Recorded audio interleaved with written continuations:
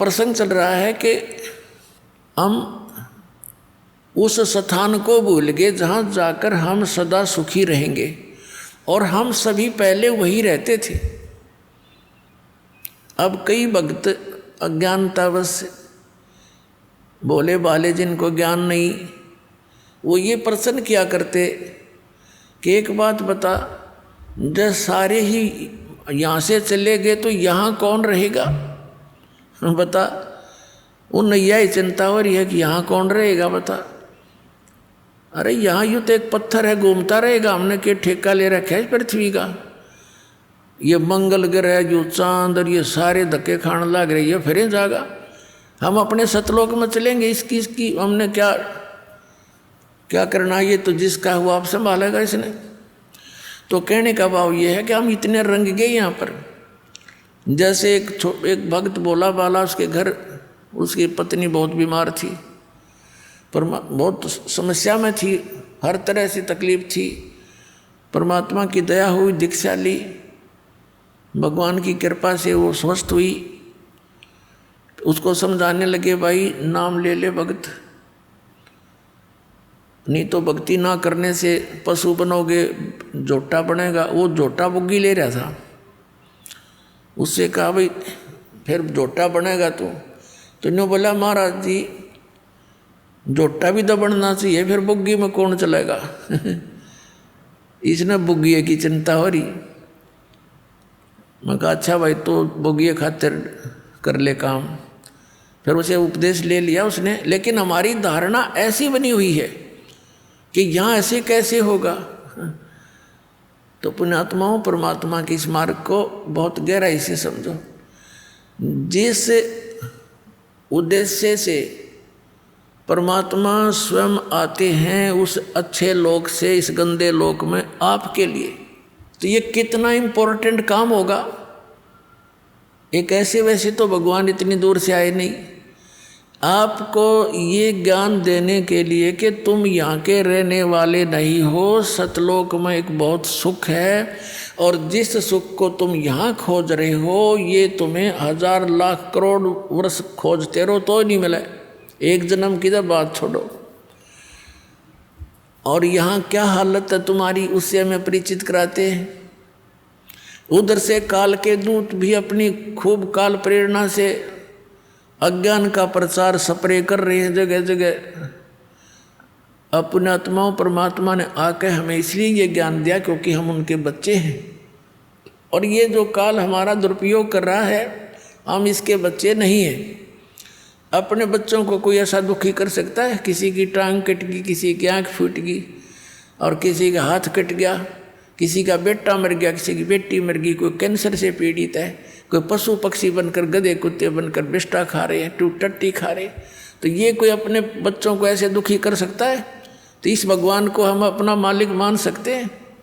यहाँ का जो स्वामी है ये काल है, इसका उद्देश्य हमें पीड़ित करना और विचलित रखना है, भ्रमित रखना, ताकि इनको भगवान का ज्ञान ना हो जा और कहीं ये भाग ना जा। तो उससे पहले ये अपने संत भेज के हमारे वो भी बच्चे परमात्मा के वो संत हैं, या जैसे भी उस काल का फंस गए, वो उस अज्ञान के मास्टर बन गए, उस अज्ञान को जगह जगह प्रचार करने लग गए। भोली आत्माओं ने उनको संत महात्मा मानकर उनके एक एक वचन को शिरोधार्य कर लिया। अब ये सच्चा ज्ञान जब आता है तो वो पुराना पेंट उतरता नहीं जल्दी सी। तो दास के ऊपर दया करी परमात्मा ने कि पहले इन सभी सदग्रंथों का ज्ञान करवाया, और फिर इन संतों के वचनों को देखा कि ये क्या बताते हैं, हमारे सदग्रंथ क्या बताते हैं। फिर पता चला कि ये तो भाई गलत कर रहे सारा काम, ये तो आसपास में नहीं सदग्रंथों के। 1, 2, 3, 4, 10 सैकड़ों की संख्या में इन संतों को के इतिहास को, इनके ज्ञान को दास ने पढ़कर देखा। शायद ये तो अच्छा महात्मा दिखाई देता है, इसका शायद ठीक मिल जाए। फिर जो चले गए यहाँ से महापुरुष, जिनका बड़ा बोलबाला था, ये मैं ऋषिदानंद जैसे नकली, इनसे बड़ा प्रभावित था दास। और दास ने इसके सत्यार्थ प्रकाश को इस उद्देश्य से इस तत्व ज्ञान की प्राप्ति के बाद पढ़ा। पहले भी पढ़ते थे, पहले समझ में नहीं आता था कुछ भी कि महापुरुषों की वाणी हम नहीं समझ सकते, ये सोच कर रख देते थे इसको, ऐसे इन पुराणों को रख देते थे, भाई ये तो भगवान की माया है, हम कैसे समझ सके। और जब दास की परमात्मा ने वो आँखियाँ बना दी तत्व ज्ञान वाली, उस दृष्टि से जब इनको देखा, उन चश्मों से, तत्व ज्ञान वाले चश्मों से, फिर देखा अरे नाश कर रखा सारा, कख भी नहीं इनके पास, ना वेदों वाला ज्ञान, ना कोई संसारिक व्यवहारिक बातें ठीक इन लोगों की। तो बड़ा चिंता का विषय बना। और इस सत्यार प्रकाश को दास ने इसलिए पढ़ा था कि ये महापुरुष का लिखा हुआ है, और इस महापुरुष के विचारों को सभी मानते हैं, और हो परमात्मा दया कर दे और कबीर परमेश्वर के वचनों का समर्थन मिल जाए, तो मुझे ये ज्ञान आगे बढ़ाने में घड़ी सुविधा हो जाएगी कि देखो सत्यार प्रकाश में महर्षि दयानंद ने भी ऐसा ही बोला है। अब देखा तो महर्षि दयानंद ऐसा नकली पाया को देखा को नहीं मैंने, और तेरा गजब भैया, एक भी व्याख्या वेदों और किसी से भी नहीं मिल रही, सदग्रंथों से, तो बड़ा दुख हुआ। तो इसलिए फिर जनता के सामने रखने शुरू किए कि ये ओरिजिनल नोट है, हमारे सदग्रंथ तो ओरिजिनल नोट हैं, और ये डुप्लीकेट नोट हैं इन संतों के, जिनको तुम ओरिजिनल मान करके ग्रहण किए हुए हो। अब प्रारंभ में तो दास को बड़ी कठिनाई का सामना करना पड़ा, क्योंकि श्रद्धालु लोग ये कहते हैं कि किसी की आलोचना नहीं करनी चाहिए, अपना ज्ञान बताओ।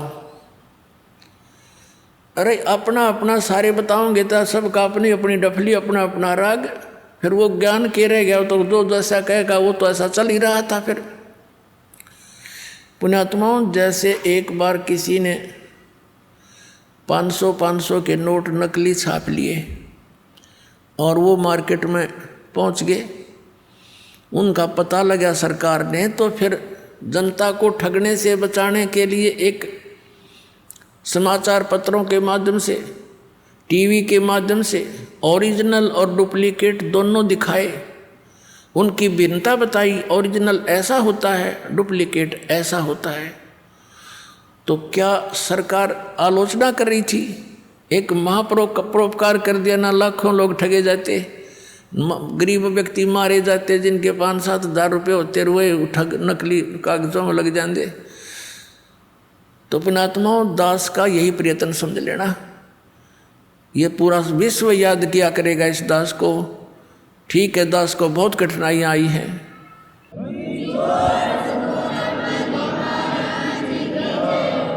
इस सच्चाई को ऊपर लाने के लिए, इस ज्ञान को उठाने के लिए सहयोग तरह कबीर भगवान का, लेकिन दास उसका बैल है और उसी के सहारे से इसको गाड़ी को खींचकर पटड़ी पर चढ़ाया है। पहले तो खाचे में कीचड़ में डाल रखी थी, और इसमें बहुत से संकट दास के ऊपर आए हैं। साथ में हमारे बच्चे जो परिचित हो गए थे, उन्होंने बड़ा सहयोग दिया अपने बहन भाइयों को समझाने का, वहाँ तक ये संदेश भगवान का पहुँचाने में बहुत सहयोग दिया है। और आपका भी फर्ज बनता है, ये सच्चाई है और सच्चा ज्ञान है, इससे पूरे विश्व में शांति होगी। प्रत्येक प्राणी का कर्तव्य बनता है, पहले आप अच्छी तरह समझें दास के विचारों को और शरद ग्रंथों को, और उन महापुरुषों के विचार जो दास आपके रूबरू कराता है कि उन महापुरुषों ने भी ऐसी साधना की, उनसे उनका मोक्ष हुआ। तो उनको अच्छी तरह समझकर फिर आप लगो, और साथ में औरों को भी ट्राई करो प्यार से। ये मार्ग कोई बलपूर्वक कराने का नहीं होता, ये ज्ञान से होगा। और काल भगवान ने एक प्रार्थना की थी परमात्मा के समक्ष, कबीर जी के समक्ष, कि हे परमात्मा, आप चौथे युग में जितना चाहो जीव ले जाना, लेकिन एक दया करना परमात्मा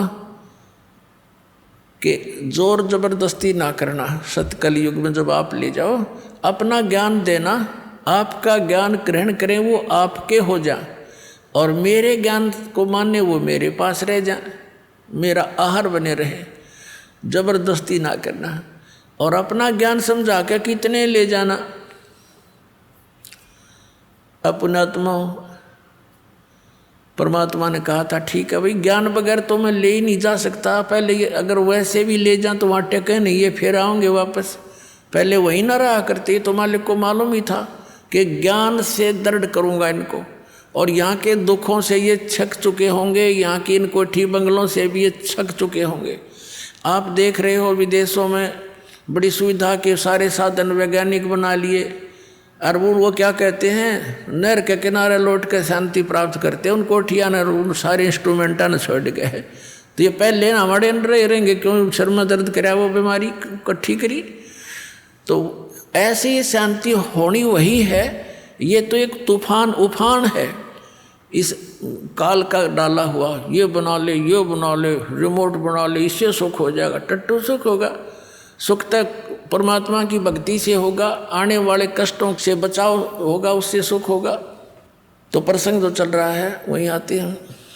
तो परमात्मा ने आके हमें ज्ञान दिया है कि सतलोक के अंदर तुम्हें कोई दुख नहीं, और वहाँ चलो, वहाँ जाकर के तुम्हें परम शांति होगी।